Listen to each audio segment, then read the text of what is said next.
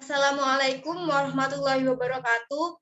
Nama saya Nur Maulidia Daniati dengan NIM 2019-12-21-092 dari kelas Manajemen B Pagi semester 6.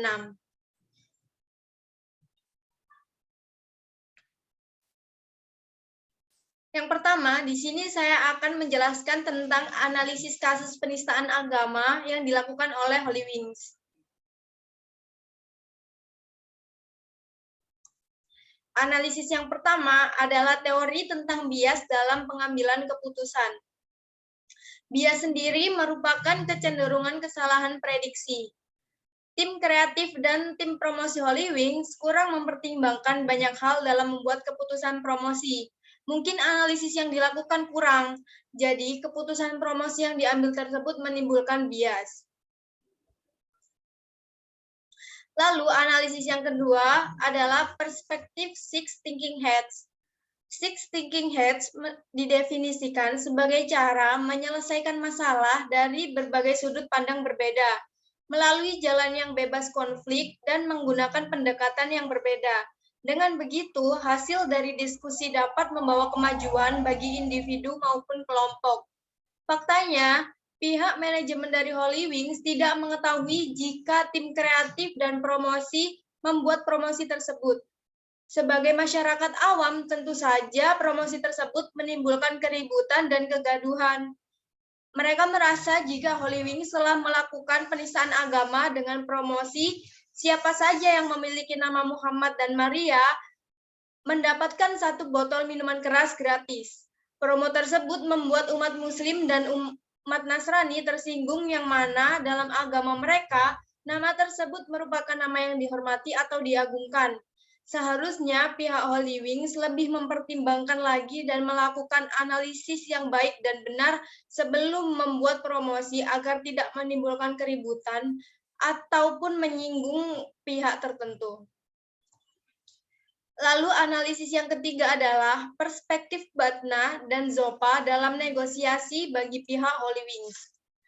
Batna sendiri merupakan best alternative to a negotiated agreement, merupakan istilah yang dipakai dalam negosiasi sebagai alternatif agar negosiasi tercapai sepakat namun tidak rugi. Lalu, Zopa merupakan zone of possible agreement, adalah zona bertemunya kesepakatan pada saat tawar-menawar dalam negosiasi antara dua pihak atau lebih. Dalam perspektif ini, seharusnya pihak Holy Wings, tim kreatif dan promosi juga mendiskusikan terkait alternatif tersebut kepada pihak manajemen Holy Wings. Karena dalam pengakuannya, pihak manajemen tidak mengetahui tentang promosi yang dilakukan tim kreatif dan tim promosi. Diskusi dengan pihak manajemen mungkin akan menimbulkan negosiasi dan akhirnya mencapai suatu kesepakatan yang lebih baik untuk meningkatkan persentase target penjualan tanpa menimbulkan keributan.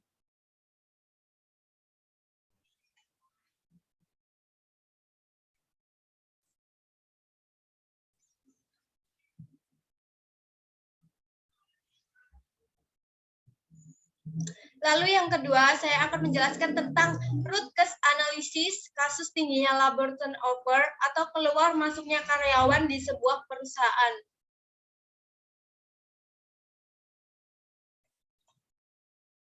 Yang pertama, saya akan menjelaskan tentang pengertian labor turnover. Labor turnover adalah kecenderungan atau intensitas suatu perusahaan mengalami pergantian atau perputaran karyawan. Turnover rate di sebuah perusahaan dikatakan tinggi apabila dalam setahun mencapai lebih dari 10%.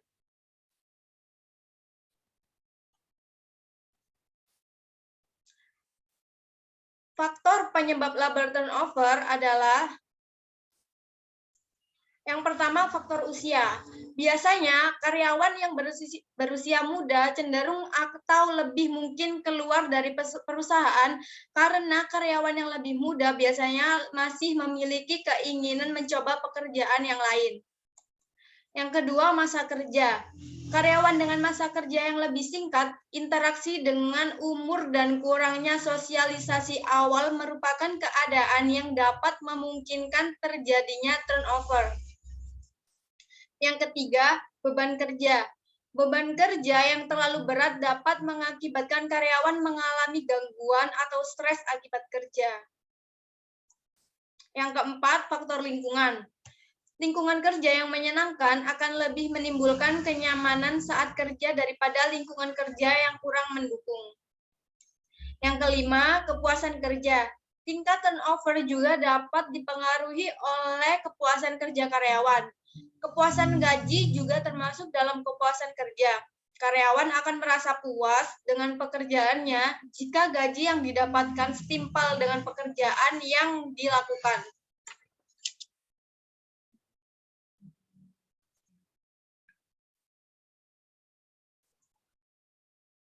Lalu hubungan kausalitas. Di sini ada gambar tentang hubungan kausalitas. Jadi, beban kerja dan faktor lingkungan saling berkaitan. Ia juga berkaitan dengan kepuasan kerja karyawan. Beban kerja yang terlalu berat dan lingkungan kerja yang kurang mendukung dapat mempengaruhi kepuasan kerja karyawan. Jika karyawan tidak memiliki kepuasan kerja, maka dapat mengakibatkan labor turnover.